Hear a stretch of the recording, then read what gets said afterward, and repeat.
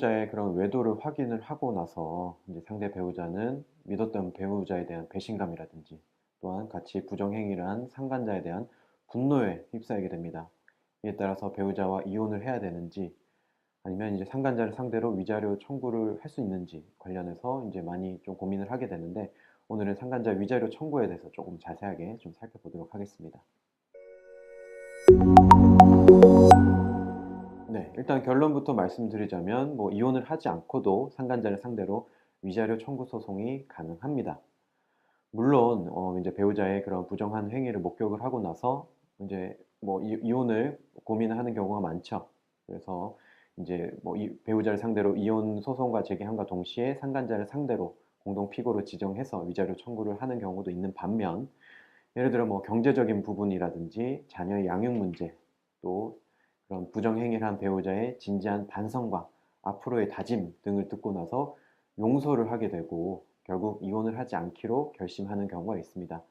이 경우 이제 상간자를 상대로만 위자료 청구가 가능한지 의문이 들 수가 있는데 물론 가능합니다. 다만 이 경우 상간자를 상대로만 이제 위자료 청구하는 경우에는 가사 사건에 해당되진 않고 일반 민사 사건으로 손해배상 책임을 구하는 것이어서 관할 법원은 이제 민사 법원이 되겠죠.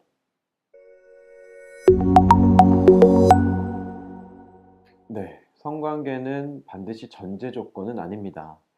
부정한 행위라는 거에 뭐 개념 자체로 좀 유추를 해볼 수가 있겠지만 부정행위를 함은 배우자로서의 정조 의무에 충실하지 못한 일체의 행위를 얘기를 하는데 여기에 부정한 행위는 반드시 성관계를 뭐 전제로 한 개념은 아닙니다.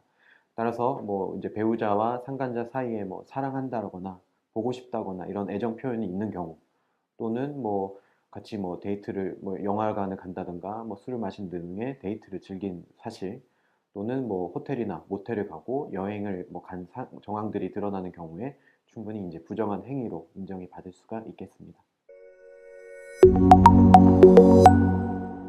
네, 아무래도 배우자의 그런 부정한 행위를 확인하는 것은 휴대전화를 통한 경우가 많겠죠. 뭐 배우자의 휴대전화에 외부에 표시된 대화 내용에 뭐 이런 애정 표현이 있어서 이상하다고 느껴져서 이걸 확인을 하는 경우라거나 아니면 최근에는 SNS에 많이 사용을 하죠. SNS 확인되는 내용들을 보고 부정한 행위를 목격한 이후에 추가적으로 뭐 차량의 블랙박스라든지 아니면 뭐 CCTV라든지 이런 것들을 통해서 부정한 행위를 뭐 확인하는 경우가 많겠습니다. 이 경우에는 이제 상대방이 부인할 경우를 대비해서 미리 사진을 촬영한다든가 하는 부분이 필요하겠는데요.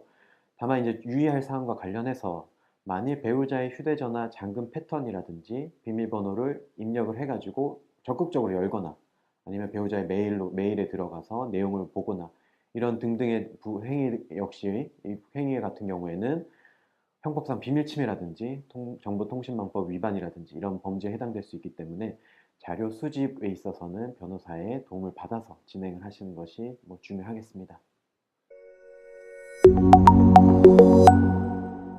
네, 우리가 뭐 통상 확인할 수 있는 정보는 상간자의 이름, 뭐 휴대전화 번호 또는 뭐 차량 번호, 카드 번호, 은행 계좌 번호 등등의 자료가 될 텐데 정작 이제 상간자의 주소를 확인하지 못하는 경우가 아마 대부분일 것입니다.